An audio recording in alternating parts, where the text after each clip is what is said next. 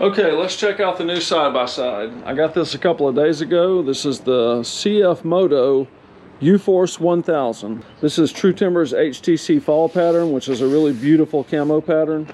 You can get these vehicles in blue, red, or camo right now, or gray. And camo and blue is what my dealer had in. Of the two, I really like camo better. So what I want to do today is a quick walk around, just show you some of the features, introduce you to the vehicle, and if you're trying to make a decision on buying this or something else, maybe help you make an informed decision.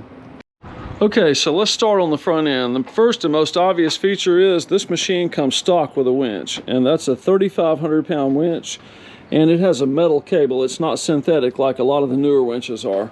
The other thing is this has a receiver on the front, and this receiver is most commonly used for a snow plow or something like that. Now, I live in Mississippi. We don't have hardly any snow in Mississippi, so I'll probably never use that. In fact, very likely I'm going to take this thing off and put something else on there. You can take these two screws out and take out those two screws just to remove that. Now, this front bumper, I don't like the front bumper that much. This housing is plastic all around here. Inside there you have metal, which is what the winch is mounted on. You have metal bars right there, but the rest of this is one molded piece of plastic. Now, I don't like that the metal bars don't come out any farther. And look, they put a cute orange sticker on. Yeah, that's going to have to go. I wish the metal bars had come out about this far like they do on the Honda Pioneer. The Pioneer's metal bars come out to almost the center of the wheel. So these bars should stick out about 6 inches more, but it is what it is. You can buy an aftermarket bumper for about $800, which replaces this bumper. I don't think I'm going to buy one now, but I will, eventually upgrade that. Let's see, it's got these beautiful LED lights. Now, I'll tell you, this really shines where the lights are concerned. These lights, you can do high beam, low beam, what they call far field and near field. This comes with a really good set of lights. I really like the lights on it. That being said, I'm still going to add a light bar up top, but we'll get to that later.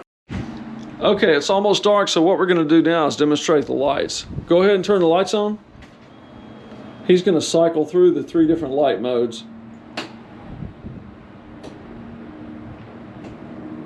All right, so let's go look at the tail lights now. The tail lights come on anytime the vehicle's cranked. If you put your foot on the brake, they get brighter. Let off the brake, on the brake. All right, that's fine. So one of the things I really like about this vehicle is these lights. You can see them a long way away. And the headlights work really well. If I had to compare this vehicle to the Honda Pioneer, I would say the lights on this are better than the Honda Pioneer lights. Let's see. It's also got these nice mirrors. The mirrors come stock. One of the things I like about the mirrors is that you can fold them in. I added mirrors to my Honda Pioneer, and I was always hitting trees or bushes or something else in the woods. And I always bent the mirrors. The mirrors mounted on the bar. They would always spin around or spin that way when you hit something. And after a while, they wore out. Well, these mirrors, you can actually pull them out or put them in. And you can slightly tilt the mirrors. You can also turn the mirrors. So I like that. The mirrors are a pretty good feature.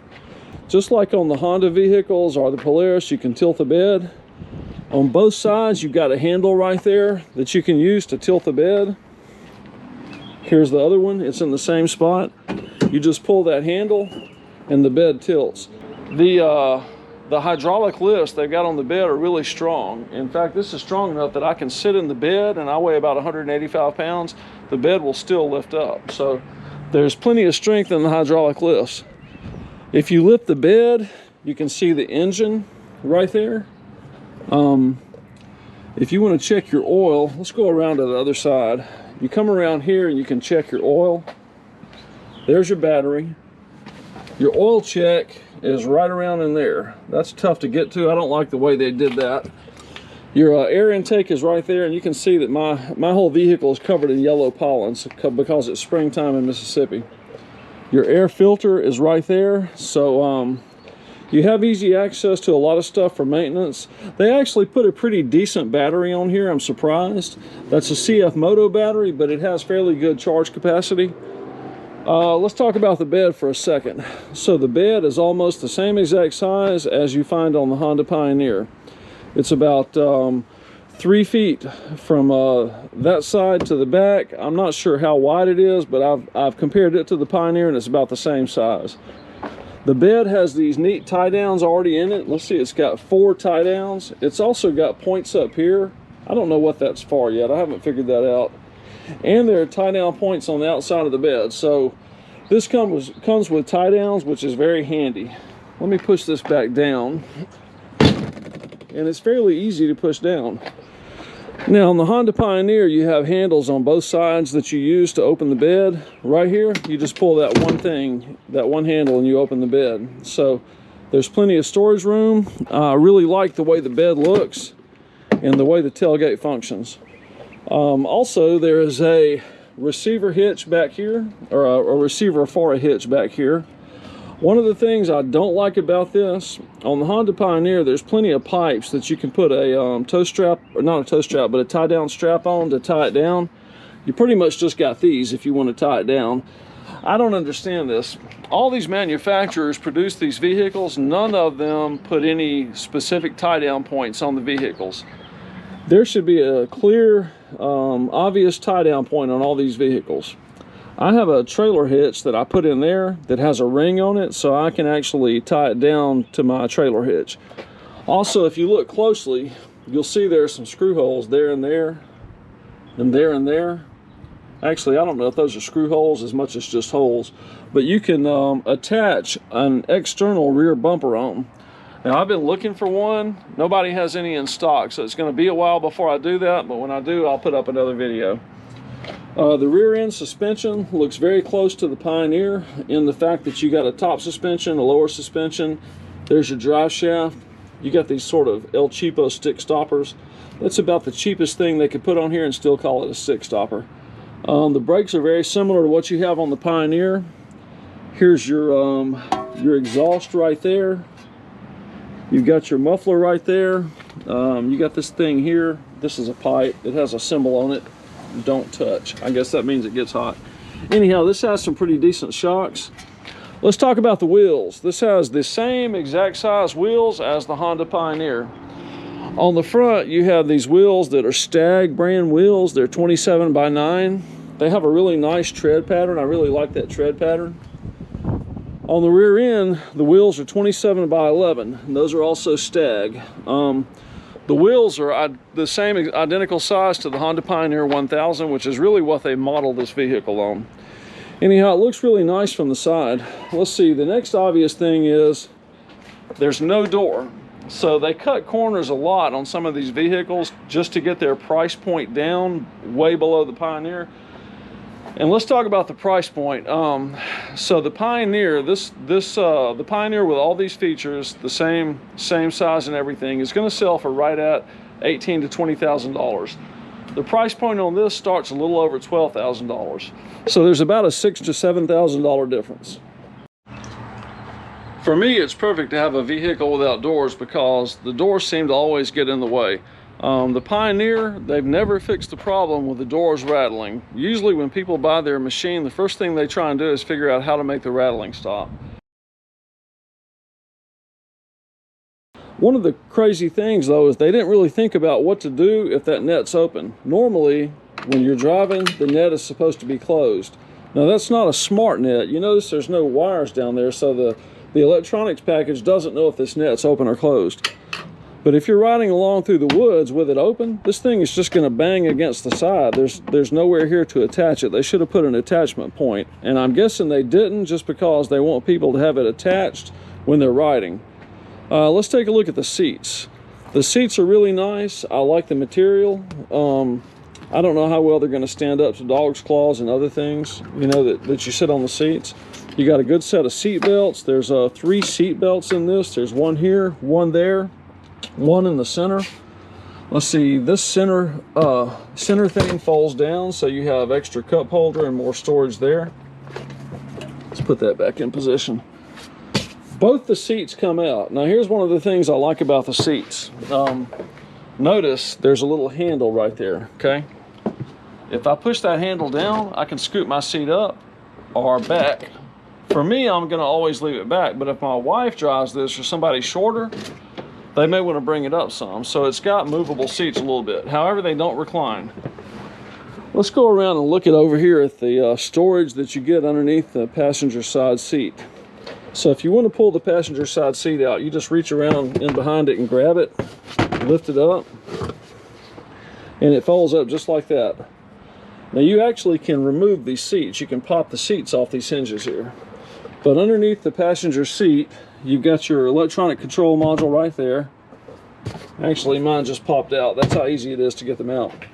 You got some storage there.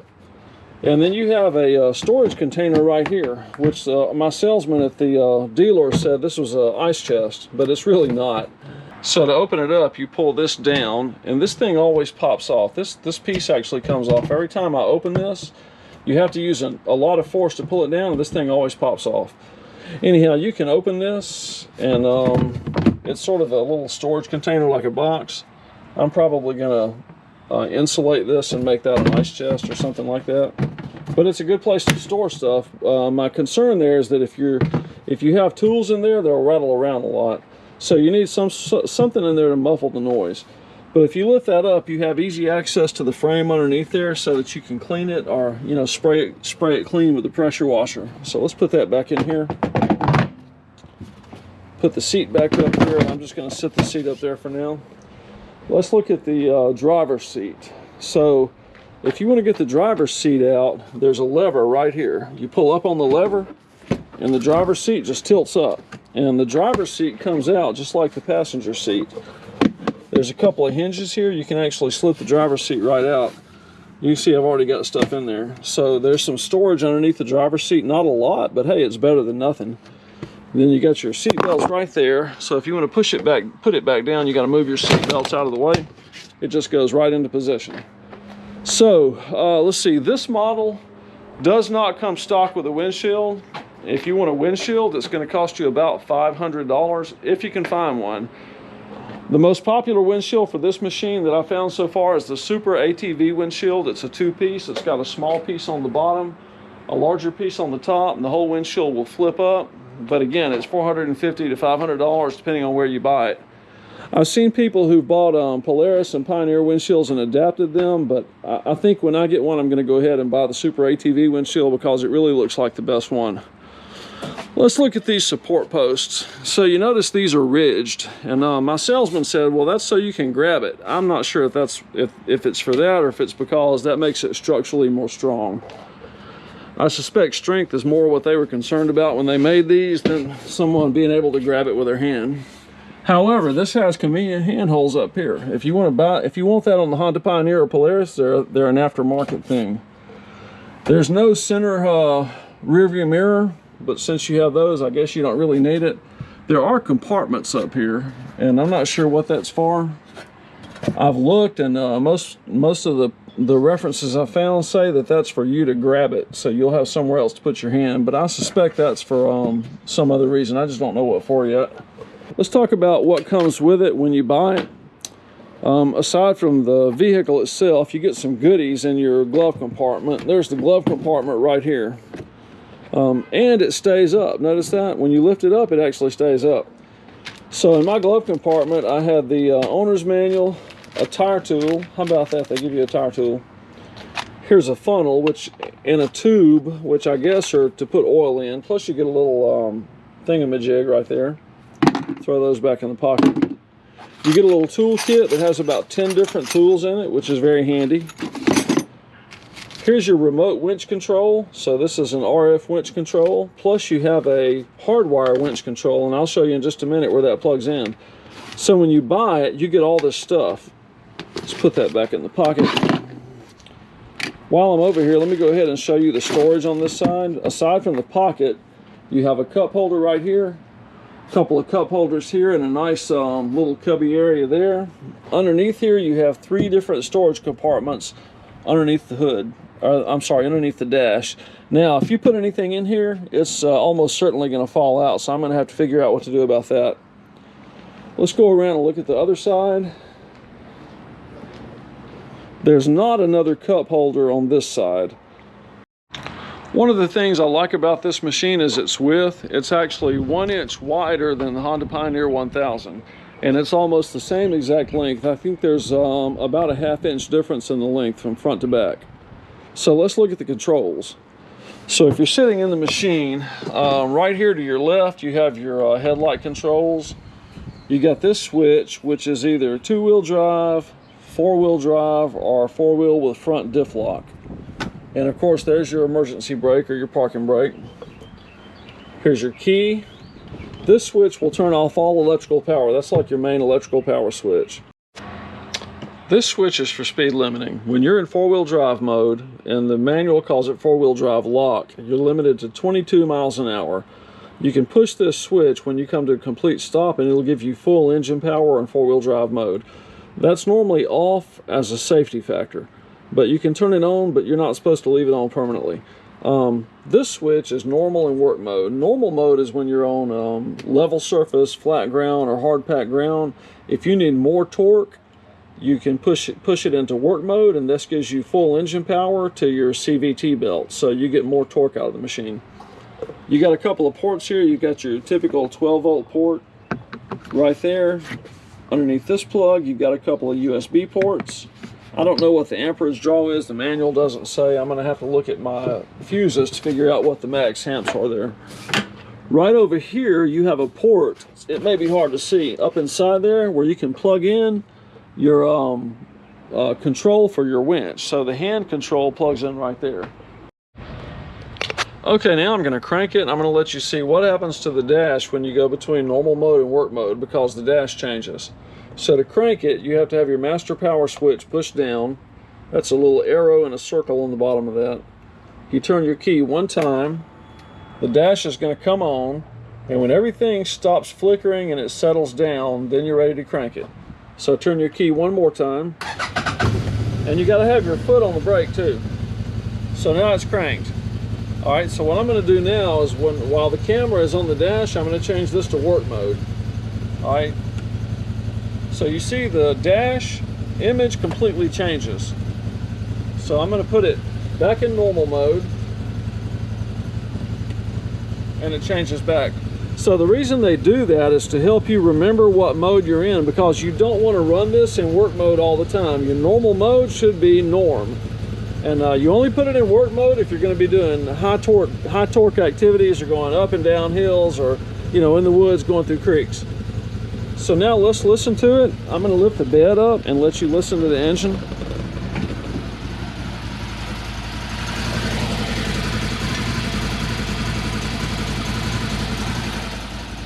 So you may recognize the sound this engine makes, and this is one of the key differences between the Honda Pioneer and the CFMOTO vehicle.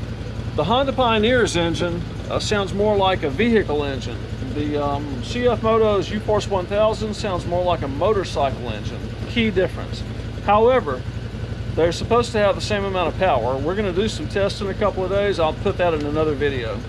Anyhow, that's how it sounds and what it looks like when it's cranked up. So let's take a quick road test. Oh yeah, before I do that, let's talk about the power ports. So let's move the gloves out of the way. So I'm going to plug my phone into the USB port right there. All right. And you might not can tell it, but the power indicator is on my telephone, so the phone is charging. Now if I turn it off, and by turning it off, you can either push that or you can turn the key. If you push that, you still have to turn the key. So you might as well just turn the key off. So when you turn the key off, you may notice the phone has quit charging. So when you turn the key off, these plugs do not work. Now my dealer told me this plug should work except for when this is turned off. However, mine does not, so I suspect that's just stock the way it's designed. So if you want to shift, you have park, reverse, neutral, high and low. High and low are what you might expect. That's higher power, lower power. So now let's take a road test and talk about how it drives. Okay, let's take a quick road test. So first I'm going to put on my seat belt.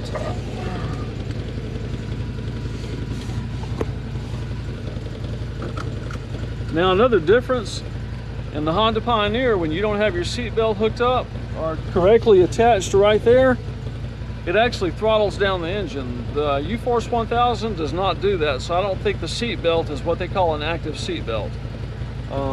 So now we're in park.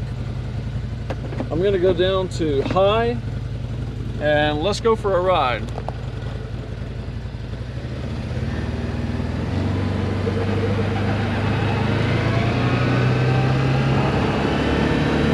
Now you may notice as I drive that it does not shift. That's because this is a belt drive system.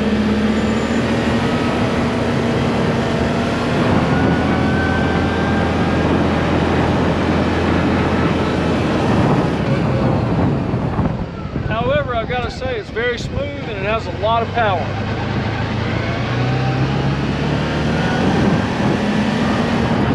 Also, while I'm driving, you may hear a slight squeak. That's because the CVT belt is so new, it still hasn't worn off all the squeak. I guess that's how you put it.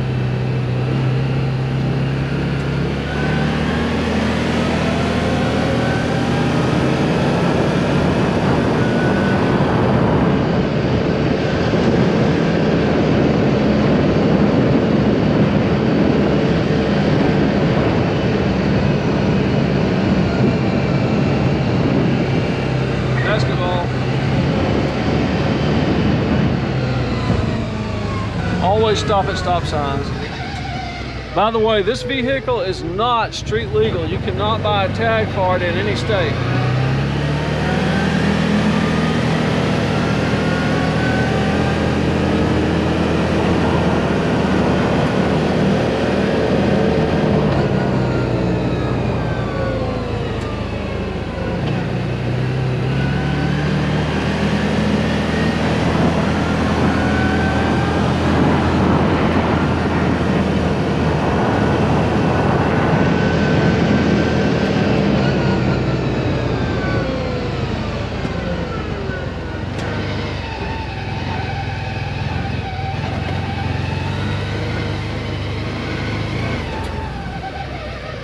And we're back.